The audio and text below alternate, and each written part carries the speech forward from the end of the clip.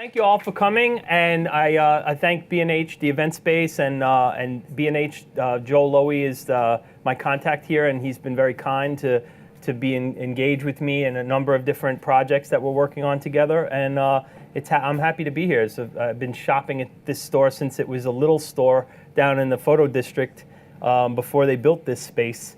So it's an interesting to be here in this capacity. So.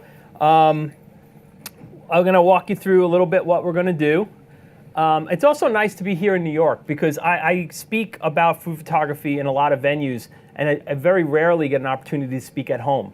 So it's really nice to be here in New York and have a different audience. And a lot of the stuff that I do in different cities, I get a lot of the same audience, and this seems very different to me. A very diverse group of people, probably. How many people here are actively engaged in food photography? Yeah, so that's interesting to me. So I'm glad that you're here, and I hope that you come away with something. And like I said, I'm going to leave ample opportunity at the end for Q&A, and I'm in no hurry to run off at the end if you have any other questions. So without any further chatter, I will begin. So my slideshow here is, I know this is about compositional and lighting basics, but it's probably going to go a little deeper than that, and we're going to talk about things going through here and how I approach food photography. And this is sort of like a view into my process in a lot of ways. So food photography begins with component parts. If you don't have beautiful things to shoot, it becomes harder to make beautiful pictures. But the simplest things have kind of beauty to them that you kind of want to recognize and incorporate into your pictures. And sometimes the idea that something so small and so simple can be really beautiful is part and parcel to what we do in food photography. It is ultimately an art form that really gravitates toward the macro and the small details, like we talked about earlier before we got started. So smaller, this is, oh boy. Anyway, there's a couple of pictures in here that I resized that didn't come out just right, but we'll skip over them. You know, and those small, tiny little details that kind of evoke emotion, color palette, the component parts of anything we shoot has to begin with beauty and recognizing beauty, and maybe in places that you don't always see it. So, and light plays on objects, and light is one of your component parts too. It's a big part of it. Light and shadow, which we'll have a little bit more of a section of, is really about recognition, is looking and seeing where you want to use light and shadow to tell the story that you're interested in telling. And approaching things from different angles, but again, the beginnings of beautiful things. Come on up front.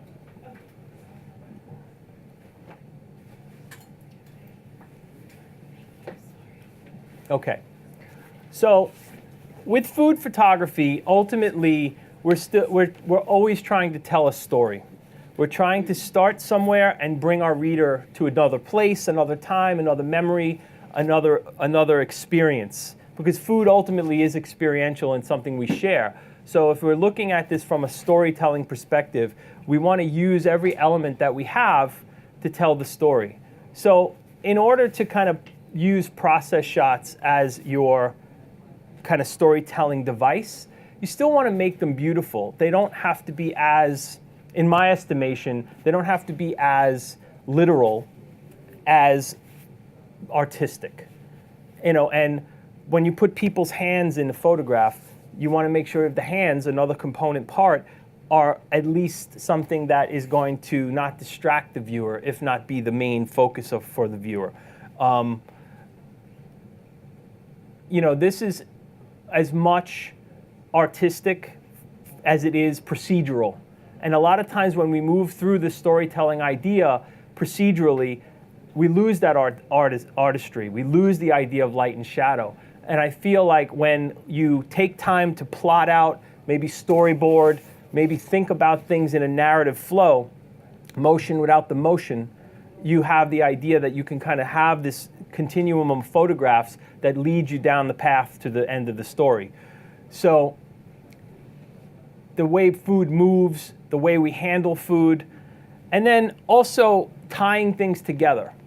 So when you have this, which is very simple, we have white on white and with more white, but we bring color and shadow with the little red handle or the plaid in the blue shirt. And then when we go to here, we have all those elements still. We have the red, we have the blue. Now we have a finished product, and we're still traveling down that road in a storytelling mode. And then we get closer. Again, thinking cinematically in a way, push and pull, moving in, pulling away, giving context, showing beauty. This is the idea of storytelling with images alone. Without having to write a word for the story, I think that this series of images gives you the idea as to where we begin and where we're going, and we added an element of romance to it, something that I bring to this because pizza is something that's cultural for me. Pizza is something that is cultural for a lot of people, but it's also something that's really enjoyable for people outside of Italian culture.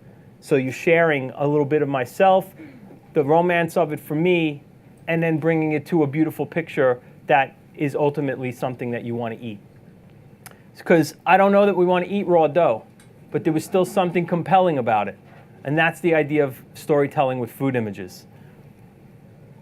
Again, we're here. We're making beautiful pictures. The carton isn't necessarily something that you want to show all the time, but the idea is it's still on a path. We're still walking down it, showing these small details. Again, the push and pull, the cinematic feel of a series of images, and then we kind of get to a final. And if you see a pattern emerging here with my style, we're going to get to that a little bit more. But I have a tendency to be on the darker side and use shadow a little bit more than maybe some other photographers in our space do. But the idea is that that's the style that I've been influenced by. And it's something that I worked on and created over time that I'm comfortable in. The darker palette allows, for me, the colors of food to jump, to pop off the screen. And when you have things that are a single image, something that is evocative, you can tell a story. This was part of a story about black and white cookies. Again, a cultural reference for people who have experiences with this type of food, who want to romanticize it in a way. And that drip is about selling emotion. See that? How you like that for timing? I know my slideshow. When we are being photographers in the food space, we are salesmen, saleswomen, salespeople. We are selling emotion to our customers, clientele, to the general public. Food is hugely emotional, and if you tap the right notes, if you strike the right chords, everybody can feel it. There's something about the way food moves, the way that a drip or a drop or a smoke plume or something that makes it visceral, that makes it three-dimensional. The challenge in food photography is to make something that is innately three-dimensional appear that way on a two-dimensional surface. Food is three-dimensional art. And where people ask me, where are the influences? The influences are in three-dimensional art, because quite honestly, that has no meaning if it's flat. It has to feel real. It has to feel almost like you could reach through the screen. So compositionally, I am putting it in the middle of my frame, and I have this kind of symmetrical balance. But ultimately, what I want you to understand and conceptualize first, before we start talking about X's and O's, is the thought, the feeling that goes into putting food on a plate in front of a camera. Why do I do it? What do I want to make sure at the other end is the result? And I want to eat that. That's the result. That's the emotion. So when you feel it, when you see it, and you know what's happening next, right? You're building that narrative in your mind. You're building the narrative that says, I want to see that drip, and the next thing I want to do is put the spoon in it. And I want to put it in, and I know exactly what that's going to taste like. I want to feel it. That's the emotion. The sizzle, the smoke, the thing that makes food real for us, the things that we experience. You walk into a house in the cold winter and you smell what's coming out of the kitchen. It draws you in. It makes you feel. It makes you think and remember. That's what food photography has to be in order for it to be something that has kind of a fulfillment to it, just like eating. There's a real fulfillment to experiencing it. And then, hopefully if it's something that you want, you go and get it. What does the drip make you think about? What's next? Licking it, right? It's everybody's experience with an ice cream cone. It's universal. And it's being able to capture that moment. And why it's important. Why is it important is because it's something we can all relate to. If you can relate to it, if you can experience it in your real world, this brings you there. It brings you into that mindset, into that space, into that great time when you were a child, whatever, or with your child. There's always something, contextually important. That's when you can sell that emotion, Now, there's not a whole lot that's sexy about a buckwheat pancake, right? But there's something about the sizzle and the smoke that makes me think about something, puts me in a Sunday, on a Sunday morning somewhere, So that's part of that selling of emotion. Same thing, it's all about finding that one tiny little detail sometimes that makes you think. Why do they do this in every Twix commercial? Why? They do it because it resonates. It makes people think and feel, because something like the viscosity of caramel is consistent. It's real, that people can relate to, because when you're making it, eating it, working with it, it always has this consistency. It's reliable. And that's why a shot like that works for people, because it's a really reliable experience. And then, of course, there's always the end. All right? And that's something, too, that people relate to. And that these pictures that you see very often in food photography about that, the bitter end, there's something bittersweet about getting to the end of something really delicious that also resonates with people emotionally. The movement aspect. This doesn't have to be moving to show you that it has a dynamic feel to it. Then the dynamic aspect of food photography and keeping things moving and flowing is really, I think, important in the narrative, because again, it's not flat, it's not static. It is two-dimensional, and it is not moving. But this is anything but static. Okay. Light and color. This is where it all happens. That's it. It's a little window with north face exposure. I have better diffusion now. This is a very old picture. A couple of sawhorses, a lot of different surfaces that I use as tabletops, and a camera stand, which is not mandatory. You can do with a tripod, you can stand on a ladder. I've done all of those things and continue to do all those things when I'm too lazy to put the camera on the stand. But I show this picture because I want people to understand that there doesn't have to be an enormous production to make something beautiful. Tabletop photography is about this big. That's it, 2x3. And everything, you can create entire worlds, universes on a 2x3 tabletop for this type of photography. And if you have some decent light or can create some decent light, and you have an idea as to what story you want to tell, you could tell it on that space with some nice orientation, a couple of bounce cards, and a camera. And the camera you own, the one in your pocket, the one you got in your bag, it's the best piece of equipment you own. Know how to use it and use it well. You don't need to be shooting a Hasselblad with a lens on it this long. You need to use the camera you have and use it well. That's the important part. But that's it. And it's simple and it's recreatable for a lot of you. Chase the light. Simple objects is what still life photography is about. It's about playing light off of objects and understanding it. This is backlit with a little bit of front fill, maybe a couple of white cards on the camera side, and my light source is directly behind me. So this is kind of that idea of using light as the star, because there's nothing innately desirable about an onion skin, but there is something beautiful about the way the light plays on it. And that's an experiment in tabletop photography. It's the way you approach objects that maybe aren't necessarily really naturally beautiful or desirable, but the way light plays off them might be. And it's a good frame of mind to put yourself in as a tabletop food photographer, that this is how light can be used, particularly things where light can penetrate. Drama, as we say in New York. We have a lot of drama here, right? And this is the style that I've kind of worked on over the years, and it's influenced by painting, and it's influenced by architecture, and it's influenced by a lot of different art forms. But the way I light this is the kind of style that I've developed, and it's very simple. It's one directional.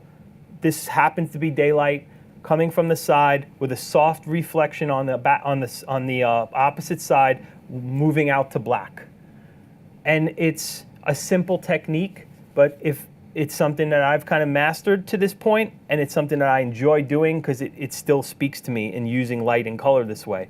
The yellow and the black, you know, the Steelers have that uniform for a reason, right? Yellow and black go really good together. And the Saints. And the Saints. That's right, I see your hat. Who dat? Who dat? Who dat?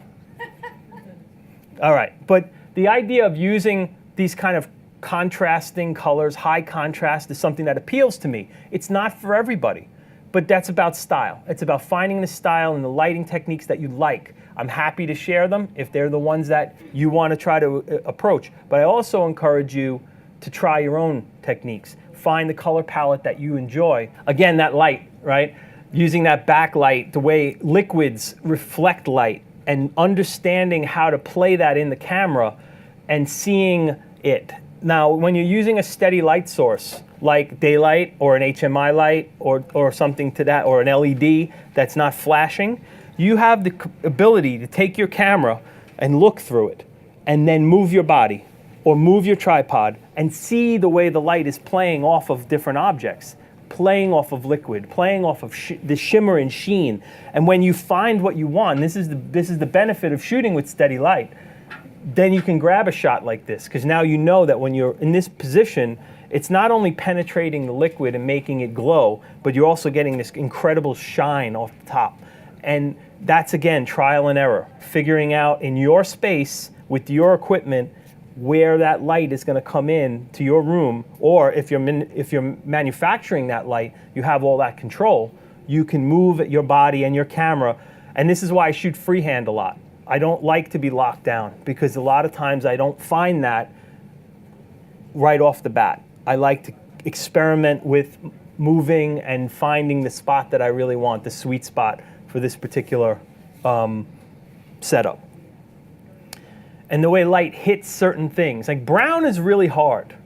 Brown is very, very hard. And being that chocolate is something that is so emotional for people, it's a challenge, because you really want to portray chocolate in a way that's going to resonate with people. And a lot of times what that means is catching just a glimpse of it, just a highlight, just finding that right balance of, here comes the side light, I move my body just right here. If I put my camera here and I see that light bouncing the way I want it, that's my shot. And that's one of the tricks with using these kind of contrasting light and dark scenarios to get a picture like that on a monochromatic surface. Especially all the darks, dark gold, dark brown, light brown, black. You wouldn't think you can get that, but it's all about the highlight and that little bubble, of course, that tiny little bubble. Whoops. And then, well, like what I said earlier about, this is a combination of things, right? You have the combination of this kind of movement with the mayonnaise or aioli or whatever this is, and the penetration of light. And then, of course, this kind of light shadow routine we got going on with the edge of the bowl. So we're going from light to dark. So it's all about white in this, right? It's variations on white. And white is, like brown, is also can be very difficult to photograph because you have to be aware of the different tones and the fact that if you shoot it from a particular angle, it's going to flatten out and you're not going to have anything of beauty. But the beauty in this is shapes and light and the way light penetrates the subject. So again, I'm facing right into my light source. I probably have a tiny bit of build of light on the sides, but not to the camera side, because I want that to come to shadow. And then this is a very bright environment, so it's still enough ambient light in the room to give me something on that front side, so I have definition to the rim. So using the light and the shadow to your advantage. This is not daylight. This is a studio HMI that's basically just putting a very, very narrow beam of light right into the glass. And this is another kind of this was a lighting experiment that I was doing to see if I could get these bubbles to look like they were effervescent and glowing at the same time. So this is a light from the left side of the frame, and you can see where the highlights are. And that's a good trick to learn if you're at a beginning stage and you're learning about photography. A good experiment to do is try to figure out where the light source is. It's a very good kind of mental technique to figure out your own lighting, is to look at a picture and go, where's the lighting coming from? And this is clear that you have the hottest highlights on the left side, so that's where my light source is. And then I have some fill on one side, and everything else goes to black. So black is also good with glassware. Keep that in mind, because the black helps frame the outside of the glass. This is not exactly the right, this isn't really about the glass, so we lose the edge of the glass, but if I were trying to shoot glassware, particularly against white, I would surround it with black cards, because then the glass needs something to look at to create that edge. Like the other shot, shooting white on white on white is, again, that challenge of trying to find the balance between lights and shadows. And it's also a good kind of experiment to undertake as a photographer, to kind of see how something that is monochromatic could have a lot of dynamic kind of presence on film. So having both shape here, color, and the way light and shadow play off the movement of the food and the bowl and the positioning of the light source, all of that kind of comes into play to create definition and contrast. And that's what your camera likes. When you ever have trouble with your autofocus because it won't lock on, it's usually because there's no contrast. So by creating contrast in your composition, you're going to give your camera something to grab onto. So similar to the other shot with the honey. Using light, dark, extreme lights and extreme darks, backlighting, looking at the way light penetrates. This is all of kind of just more variations on that same theme, is move your camera, move your light source, figure out a style that works for you, and make it be something that resonates for you. Because if it resonates for you, it should resonate for your audience. You should feel it. Whenever you take a picture and you look at it and you go, don't publish it. Don't put it on your blog. Don't put it on Instagram. Please don't put it on Instagram. I joke, but it's important that if you're interested in photography and portraying yourself as a photographer and you're present in social media, you need to curate what you put out there in public, because it is truly a living portfolio, and it's unlike anything we've ever had to deal with before as artists, in that we're being judged every day. So we need to be mindful that if we're putting things on our social media that aren't necessarily indicative of our skill as photographers. Now look, you want to put pictures of your dog and your cat and your friend and your fingernails, that's fine.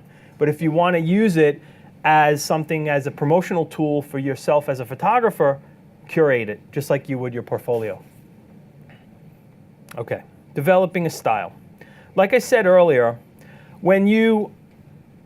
I can hand you my camera with all the settings, everything set up, walk up to the table, this is what's in front of you, you take a picture. I do the same thing.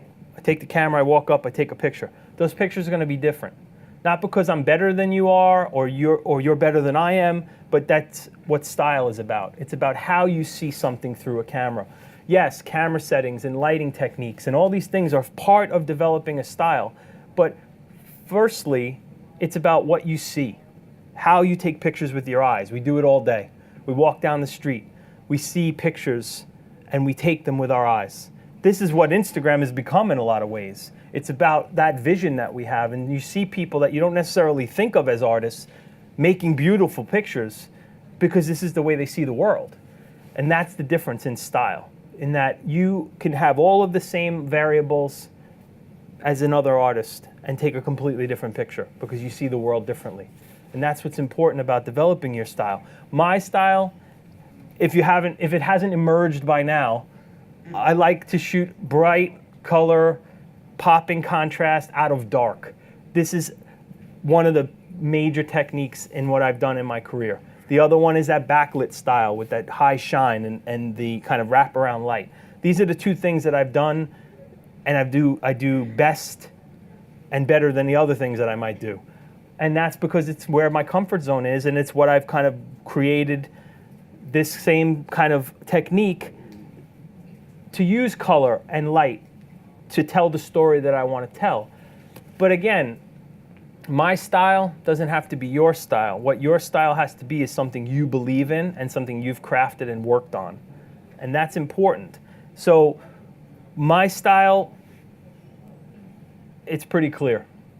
This is a very good example of something that doesn't have definition, isn't particularly beautiful.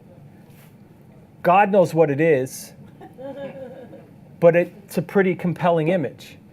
And it's really about the way light and my technique and style kind of come through here.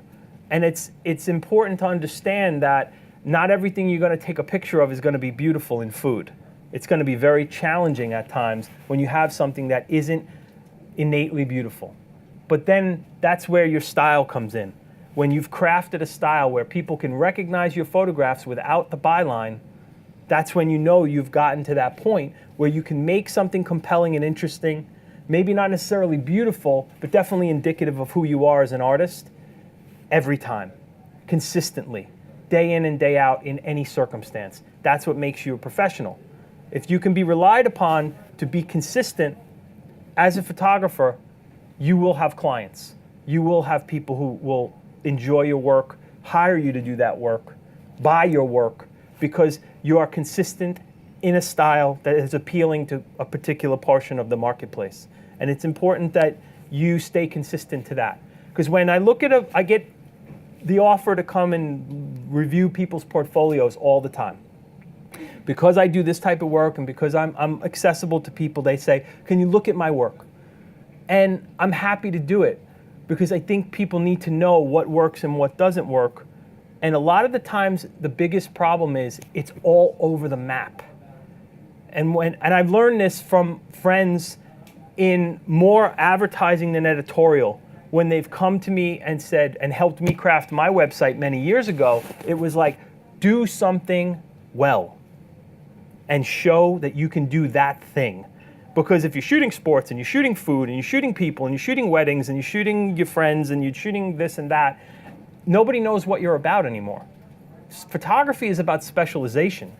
You have to be married to the idea that I'm shooting this. And then if you do that really well, you slowly creep out into the market and do a little bit more. So like what I said earlier, I'm real comfortable on that table, but my future is further away from it because I have to gradually feel better about it. When I first started shooting a dozen years ago, I shot with a 100mm macro lens and I shot things that were about as big as my thumb. And slowly but surely, I got further away, more comfortable with the overall design, set design, style that I was creating, that I could translate that to any size. So that's what it's about. If you're finding, like right now, I'm building my website, I'm trying to figure out where I belong. If your strength is food, just shoot food.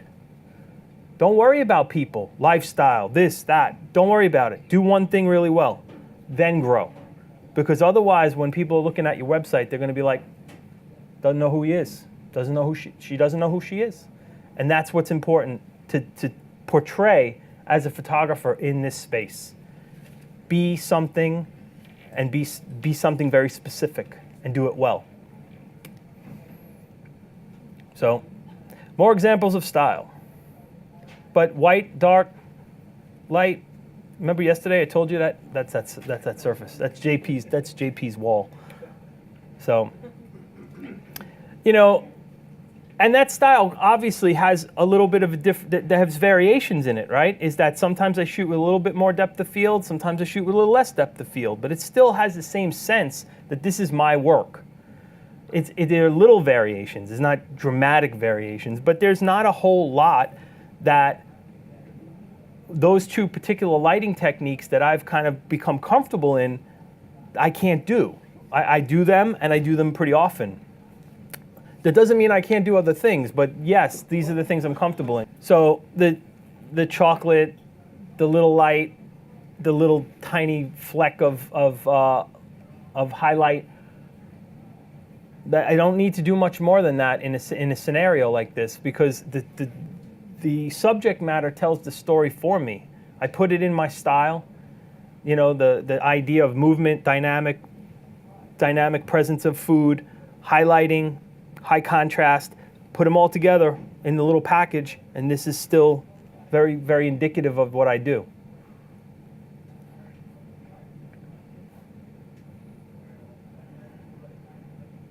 Okay.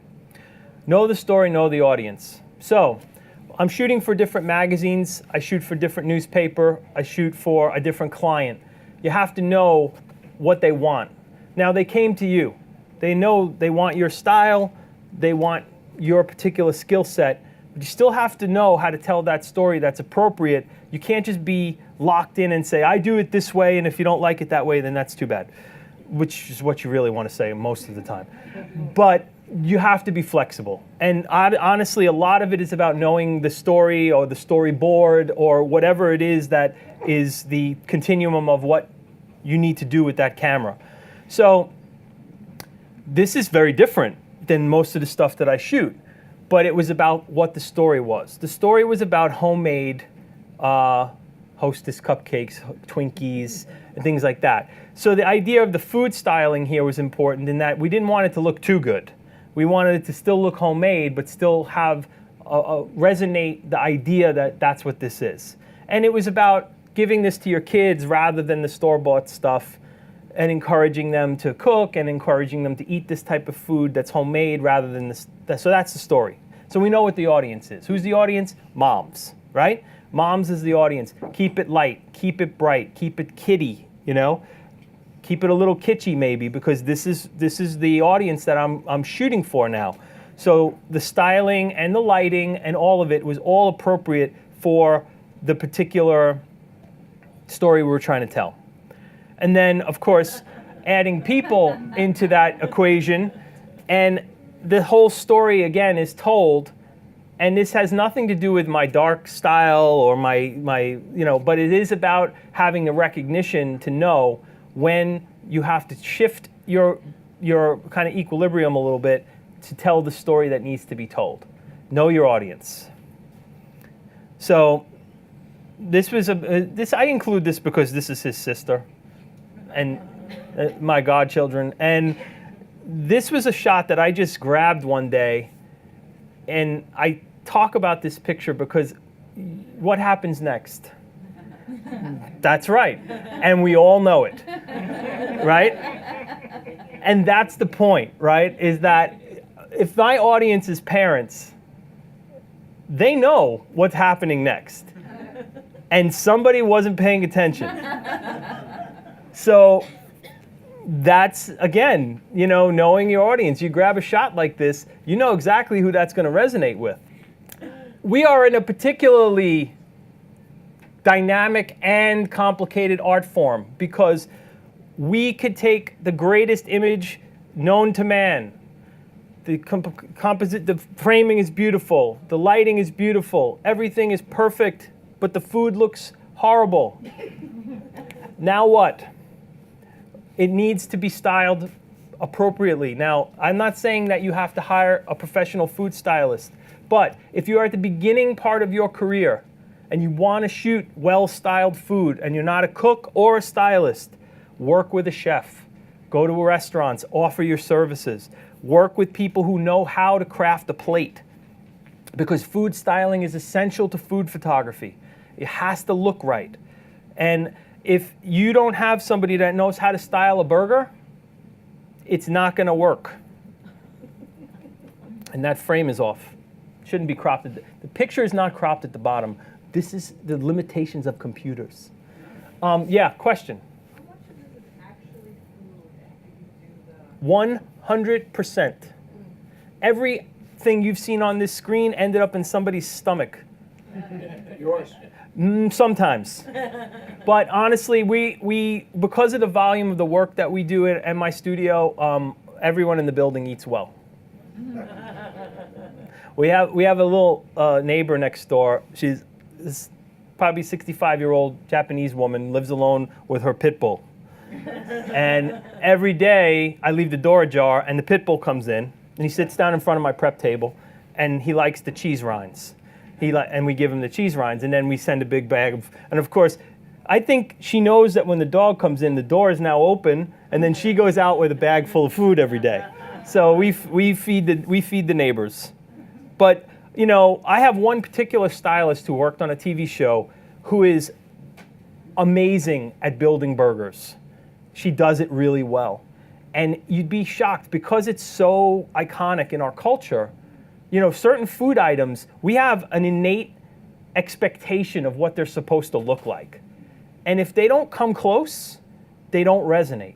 They just don't. It just doesn't look right. And it's not the experience of going to the burger shop and biting the burger. It's not. It's born in advertising. It's born in where we've seen these images our whole lives. And if you don't get close to that, it just doesn't resonate emotionally, psychologically with the audience. And that's where food styling really comes into play. You know, something simple, monochromatic, but make it look homemade. I didn't want this to look like super slick. This was all about homemade. And then the crackling on the top, that happened on its own in the oven, but it's also something about recognizing good, you know, the way food kind of has its ability to self-style sometimes, right? When you take something out of the oven, you're like, whoa, that's perfect, just the way it is. Don't touch it, you know. And you have to make sure that you're capturing those things, and it's about that recognition sometimes too. You get it, it comes out of the oven, it's perfect. But that's the same pie. Now, if that ham and egg and the other stuff isn't well proportioned on the inside of that, and there's a certain skill to doing that ahead of time. If it's not well proportioned, it's not going to look right. It's going to look off balance. It's going to look like something's missing. So good food styling ultimately makes the picture. Now this one I'm particularly proud of because I made it. I have one passion left when it comes to working with food, and it's baking. I do a lot of the baking still, even when I work with stylists, because it's something that I learned when I was young and I really enjoyed. This tart took 3 days to make. It's like a French technique of rolling out the dough, chilling, rolling, and then finally building and making. So it was something that I took a lot of great pains, including hand selecting just about every one of those raspberries after soaking them in ice water for 20 to 30 minutes. So there's a lot that goes into this type of stuff. But look, baked goods are very forgiving because we have an emotional connection to them. They make us happy, they make us feel good, we like them, they tap the pleasure center. So it's an easy fix when it comes to food photography. It's one of the easiest things to photograph because you know your audience on the other end is going to be really enthusiastic about it. But then food styling can also take on the idea of using the graphic nature of food in placement and shape and color, and using these things to create something that may be outside of the idea of delicious, but interesting and graphic and artistic. And that's where food styling helps you too, because this isn't real sexy. It's just not. I mean, I get it. Vegetables are good for us, right? Right. But they don't necessarily engender that emotion that a lot of other foods do. So when you have that kind of conundrum in front of you, you figure out a way sometimes to make something else happen. And that's where your artistic kind of instincts kick in, especially for stuff like this, these kind of overhead graphics that are also part of the style that I've kind of built over the years. Is I like this look. I like that overhead graphic look because, let's face it, not everything's pretty. So you got to make it interesting. If you can't make it pretty, make it interesting. Now that's pretty and interesting. But, you know, the small details of this food, of the food styling, the placement, the size, all of that matters in food styling when it comes to food photography. These are raspberries and strawberries, but I carefully selected them by size to make sure that they didn't look incongruous with one another, that they blended together in a natural way. And that's important to understand, is that sometimes you have to think 3 steps ahead to get to the final product. And choosing your ingredients is the first step in food styling, and making sure they look fresh and they don't look like, you know, they've been through the mill a few times, especially when you're going to shoot close up. And, you know, sometimes your food, like I said, it comes out of the oven, it doesn't need anything. Just build a set around it and it's beautiful. But again, balance, symmetry, all of that happens in food styling, because if all of the pecans are off to one side, or you're not equally distributed with the coconut, it's going to look odd. And you may not figure it out at first as a viewer, but you'll feel it. You'll feel it before you notice it. And you'll look at it and you're like, that's not right. Because we're really attuned to things like symmetry and having a balance in the image. So it's important to understand that that happens with the food stylist, or yourself if you're styling your own food. Okay.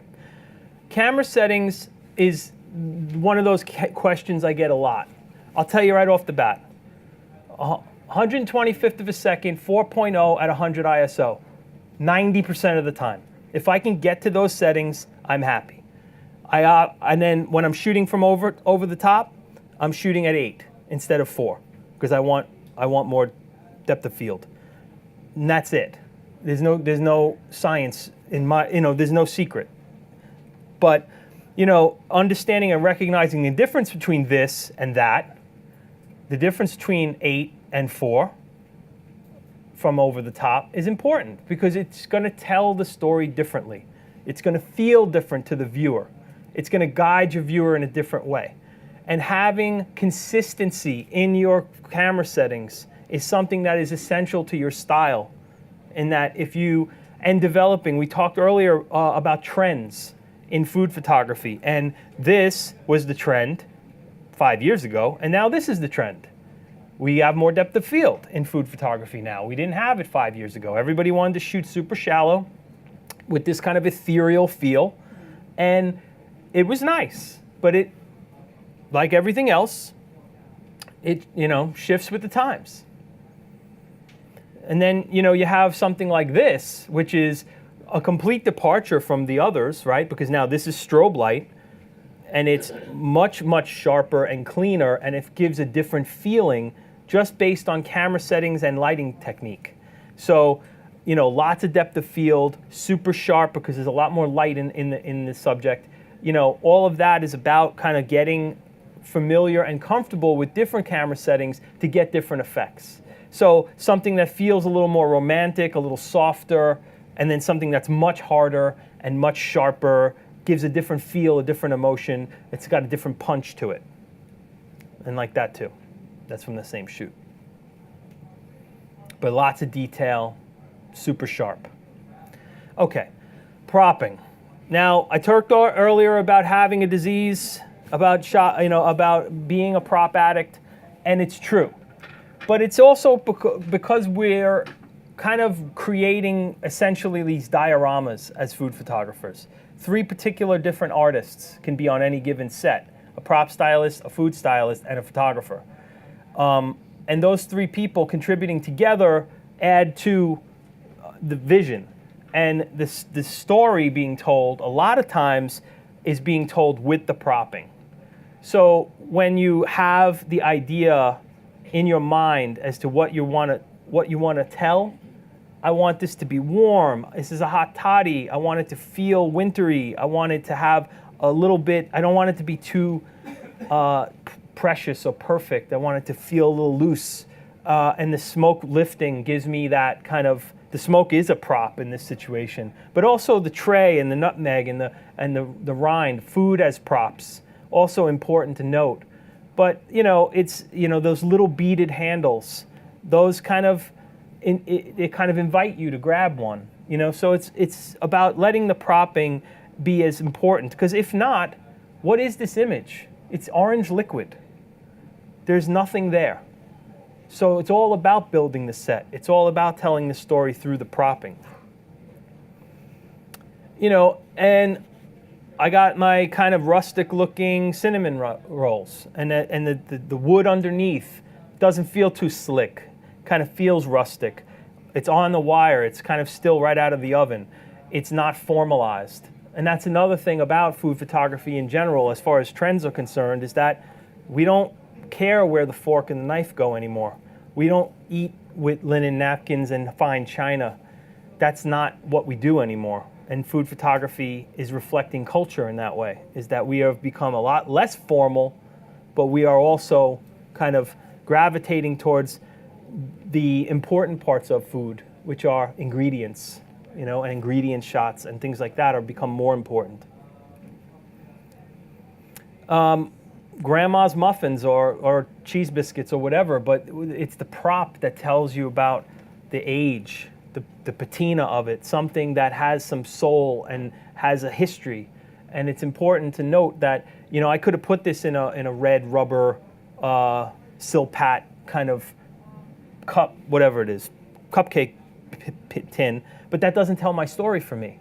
So when I'm in a prop shop or I'm in an antique store at a yard sale and I see this, immediately I build the story in my head. I'm like, oh, I know what I can use that for, because eventually one day, and this is what you tell yourself, right?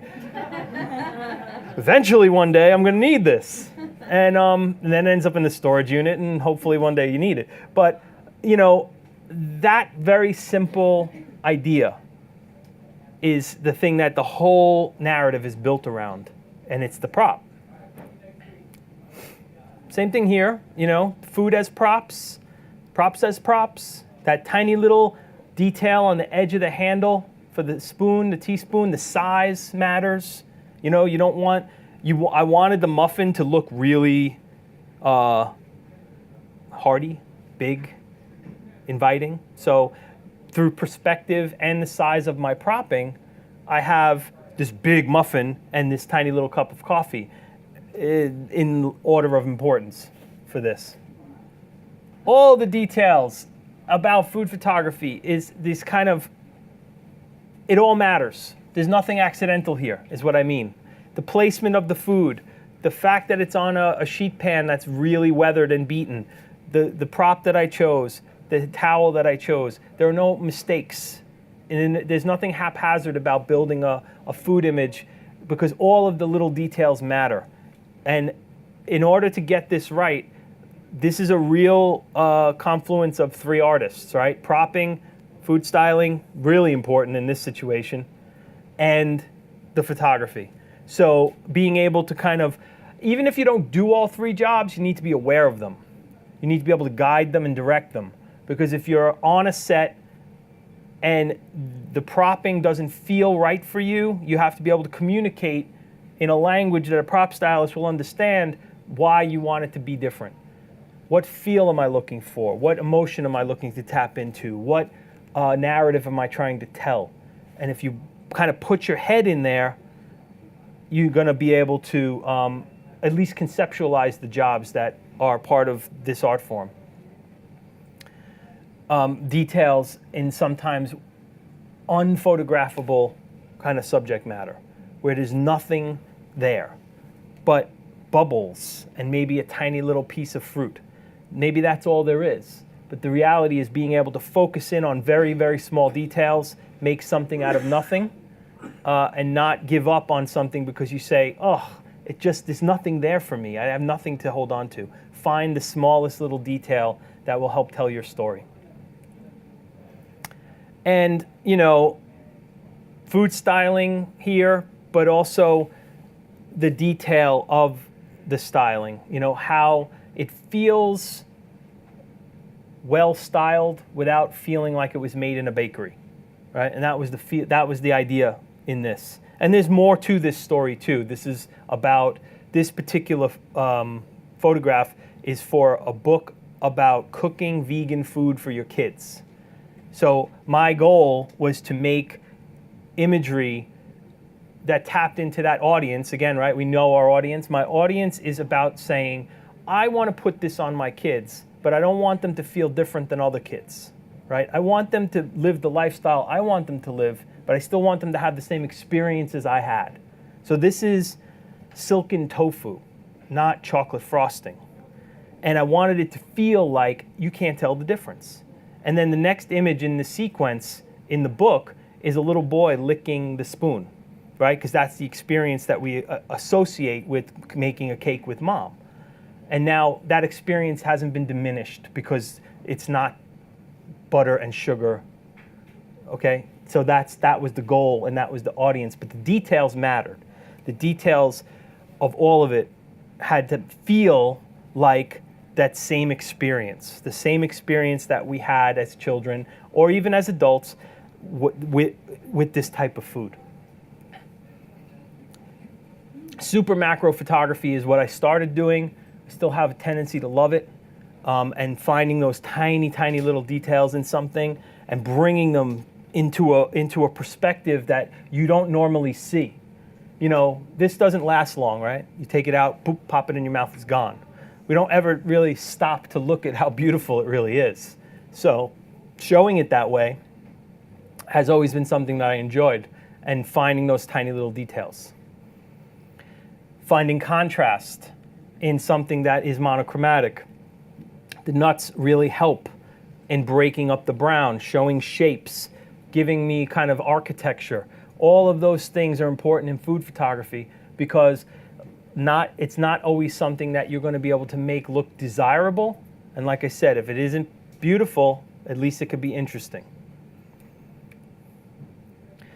And, this is a play on the traditional chocolate chip cookie, and the whole idea of the story was about shaving the chocolate rather than putting chocolate chips in the cookies. So being able to highlight that particular detail, that small kind of consequential detail to the story, was important in putting this together. Okay. All of this stuff I talk about is pretty serious in a way that artistically we're trying to put our heads around stuff, but you still have to have a sense of humor and let your personality come through. And sometimes it's just about how you photograph something. Making peeps and little bunnies for Easter was something I was having a hard time with because we couldn't get the shapes right, and I was getting frustrated. So I said, well, I'm just gonna have fun. And it turns out that when I just let go of that idea, that's what happens. Same thing with this picture.